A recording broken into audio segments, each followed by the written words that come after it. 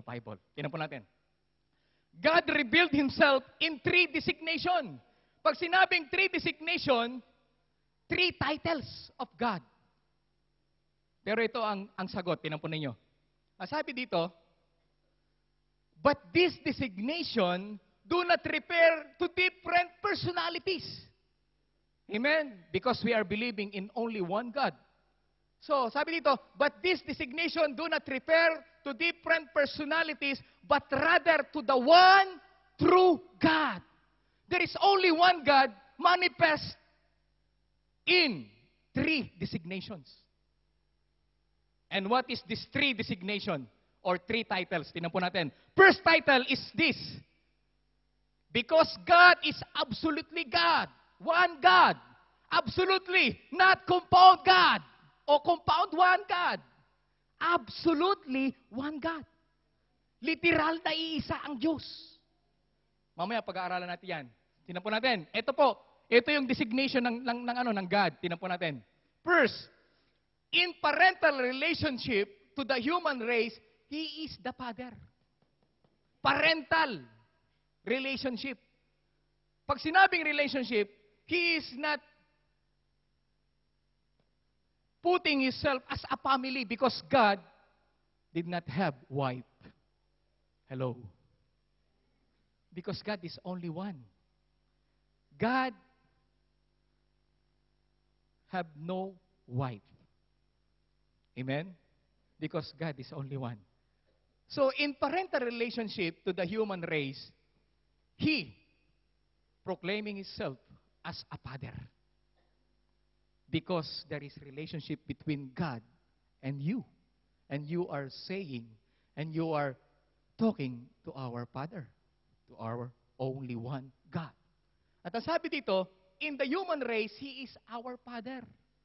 Kaya nga sabi doon, kung meron bang ama na magbibigay ng alakdan kung humihingi ng tinapay ang kanyang anak? Amen.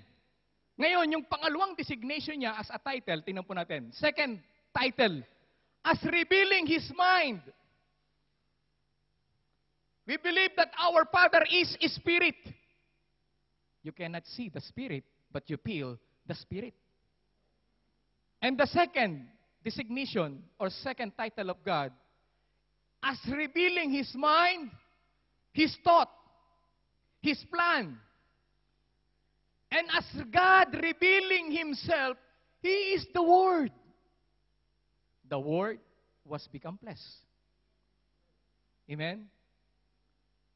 In the beginning was the Word, and the Word was with God, and the Word was God. Hindi po pwedeng paghiwalayin yung iyong salita at ikaw mismong nagsasalita. Amen? In the beginning was the Word. And the Word was with God. And the Word was God. So makikita natin ang Word, ang meaning ng Word, this is the manifestation of His mind, His thought, His plan, and all God revealing Himself as a Word. And the Word was become flesh, and that is Jesus. The Word was become flesh, and that is Jesus.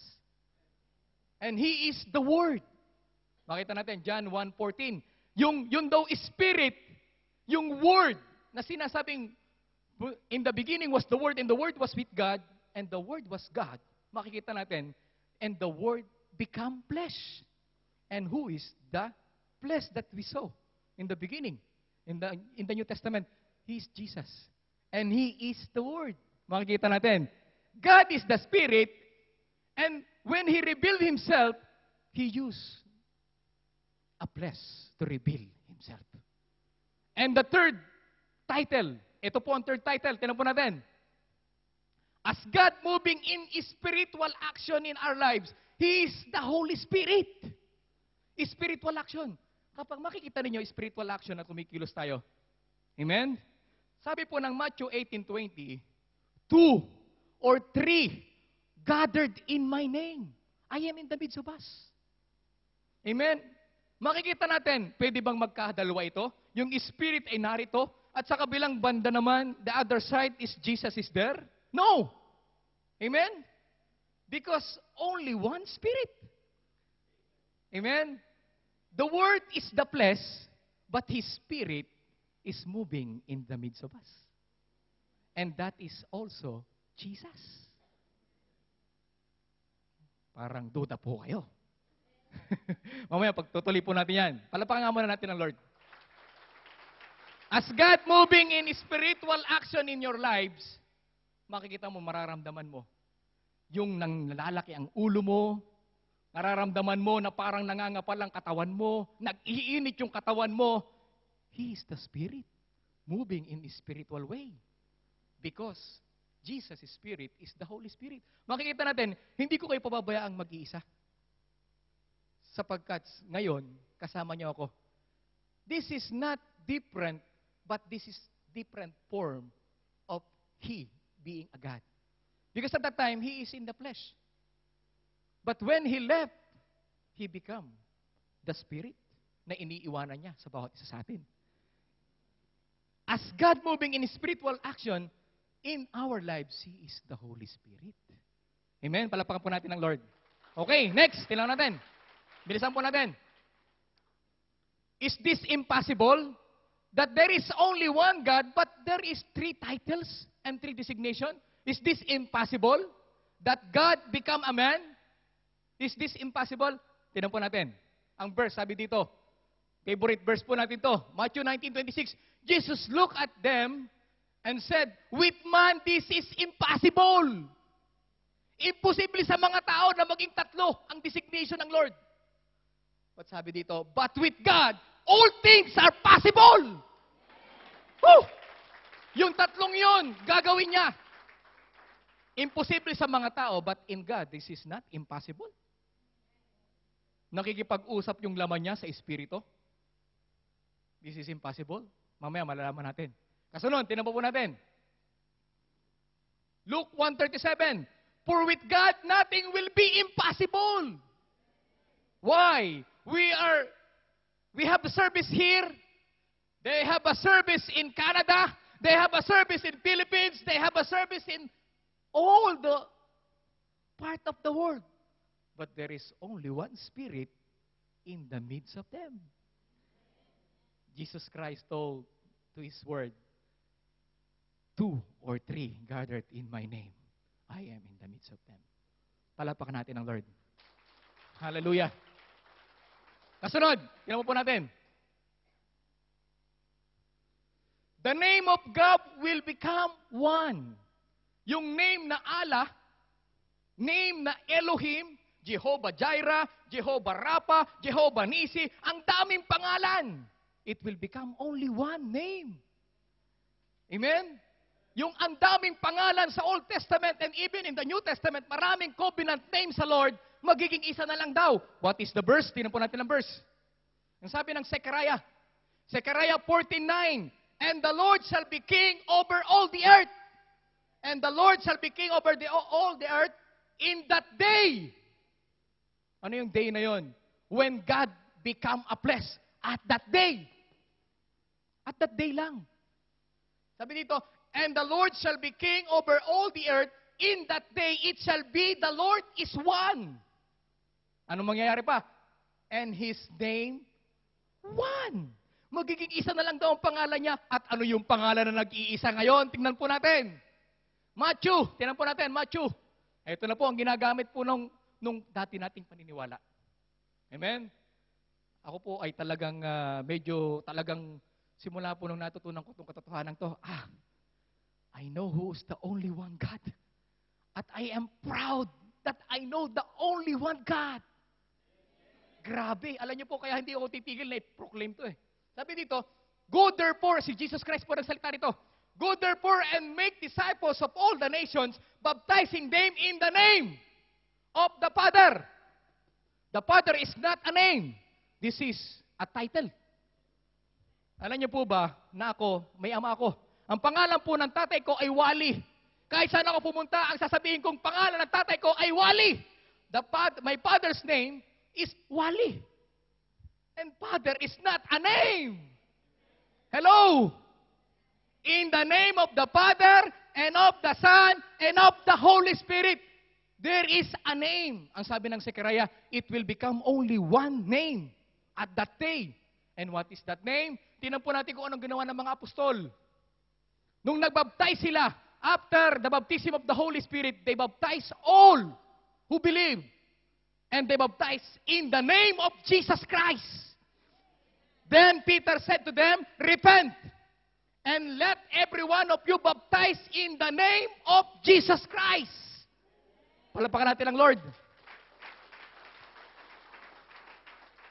In Matthew 28, walang binanggit doon na pangalang Jesus Christ. He said, baptize them in the name of the Father and of the Son and the Holy Spirit.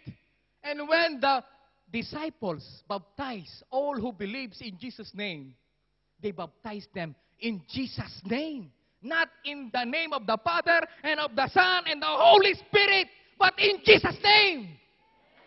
Woo! Grabe. And by the name of Jesus, Satan cannot stand in the midst of us. Because there is only one name in the Bible that Satan cannot stand. The name of Jesus. And this is Jesus Christ. It will become only one name. Not Jehovah Jireh, not Jehovah Nissi, not Elohim, not Eloah, not Allah. It will become one, and that is the name Jesus Christ of Nazareth. Amen?